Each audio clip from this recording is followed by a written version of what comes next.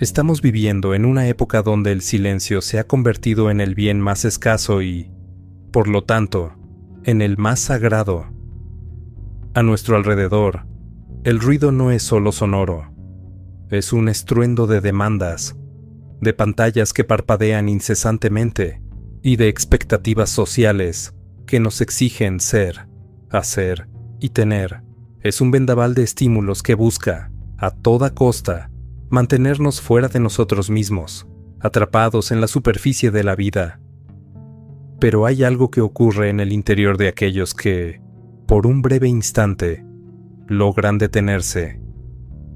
En ese momento de pausa, el individuo se percata de una verdad incómoda. La mayor parte de lo que llamamos vida social no es más que una coreografía vacía.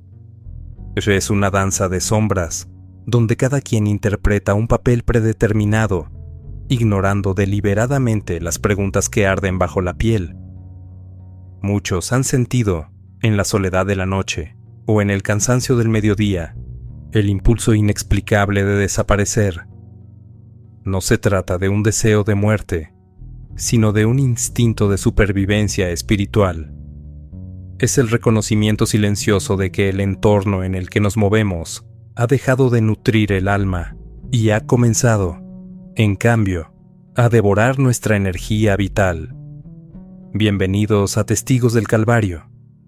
Hoy no venimos a hablar de eventos externos, sino de la batalla más íntima que un ser humano puede librar, la decisión de retirarse.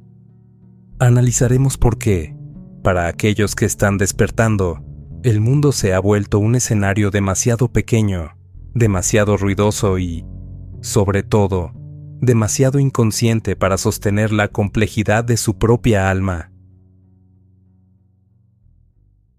Acto 1. La paradoja del ruido. El precio de pertenecer. Vivimos bajo la tiranía de la inmediatez. En esta sociedad, pertenecer es sinónimo de aceptar las normas invisibles del grupo. Se nos exige que nuestra conciencia sea colectiva, que nuestras opiniones sean las de la mayoría y que nuestra energía se disperse en una miríada de trivialidades. Sin embargo, cuando la conciencia comienza a expandirse, este contrato social se vuelve insostenible. El costo de mantenerse conectado a este sistema es, paradójicamente, la desconexión total con el ser profundo.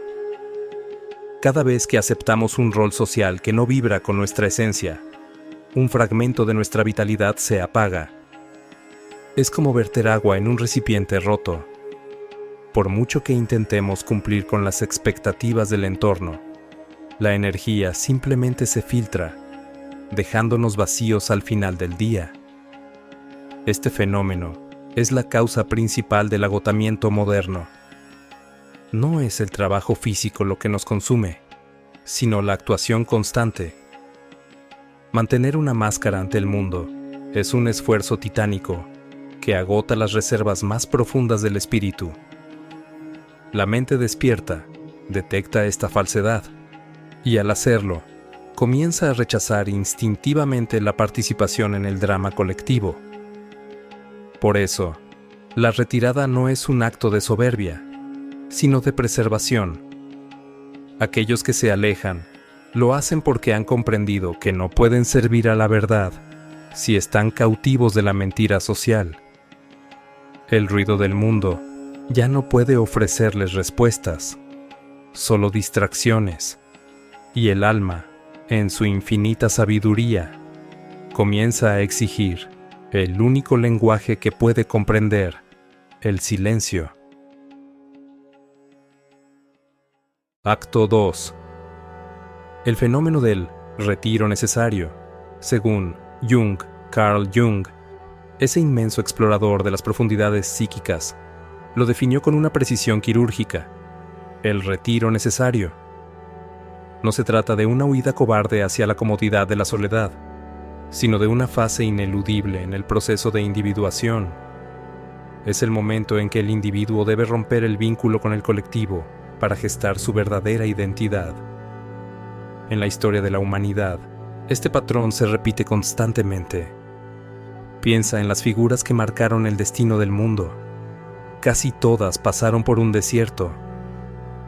Jesús, los profetas del Antiguo Testamento, los grandes místicos y eremitas, todos tuvieron que abandonar las ciudades, las plazas y las tentaciones del ego para escuchar la única voz que importa, la voz interior, la voz de lo sagrado que solo resuena cuando los ecos del hombre han callado. Jung comprendió que la inconsciencia colectiva es una fuerza destructiva. Es una marea que arrastra a las masas sin que éstas se den cuenta. Cuando una persona despierta, deja de ser un engranaje de esa maquinaria social.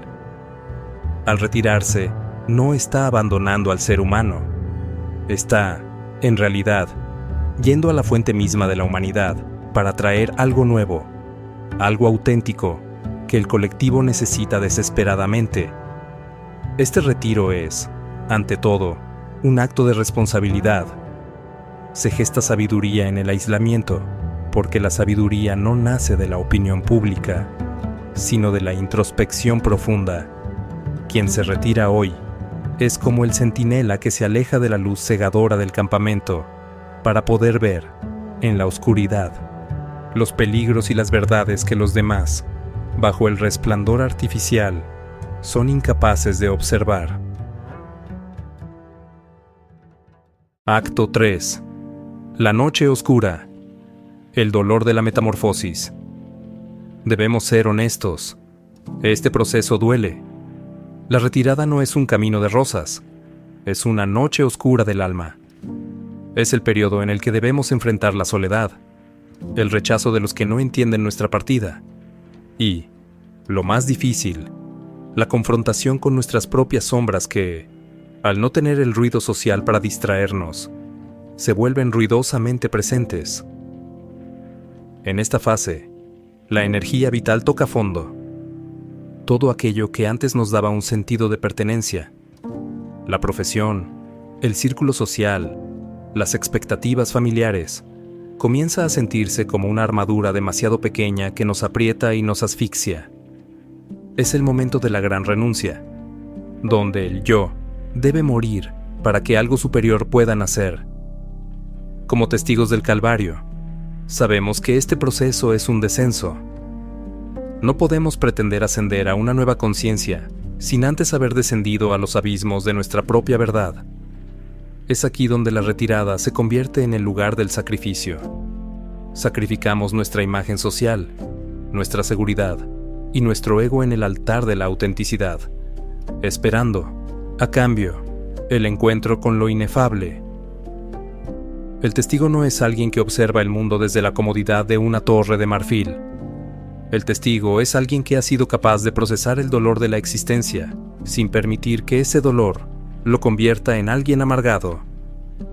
Al retirar su energía del flujo caótico de la sociedad, el testigo protege su capacidad de amar y de comprender, convirtiendo su propio aislamiento en un espacio sagrado de resistencia. Acto 4. El servicio desde los márgenes. Finalmente, surge la pregunta: ¿para qué retirarse si el mundo nos necesita? La respuesta es sencilla pero profunda. El mundo no necesita más personas actuando roles sociales. Necesita personas despiertas. Y las personas despiertas solo pueden serlo si tienen el coraje de habitar los márgenes. Es desde ahí, desde la periferia de lo establecido, donde se puede ofrecer una perspectiva que sane. Los que se retiran hoy no son los que abandonan la partida, son los que están preparando el terreno para el regreso. Están gestando en el silencio una sabiduría que, cuando el mundo colapse bajo el peso de su propia inconsciencia, será la única guía disponible. La sabiduría no se enseña en las academias, ni en los foros públicos. Se cosecha en el silencio de la introspección y se entrega a quienes, en su propia desesperación, finalmente estén listos para escuchar. Esta es la misión del testigo: permanecer en los márgenes, atento a los signos de los tiempos, manteniendo la llama viva mientras el resto del mundo duerme en su inconsciencia colectiva. No es una vida fácil, pero es una vida dotada de sentido. Es la vida de quien ha aceptado que, para ser un verdadero testigo, primero debe dejar de ser un actor. ¿Sientes acaso el peso de este retiro en tu propia vida? ¿Es este silencio que buscas una forma de escapar? ¿O es el preludio de algo mucho más grande que tu alma necesita gestar? Que estas palabras te sirvan de acompañamiento en tu propio desierto. Recuerda, el mundo cambiará, no cuando todos seamos iguales, sino cuando cada uno de nosotros tenga el valor de ser, finalmente, quien realmente es.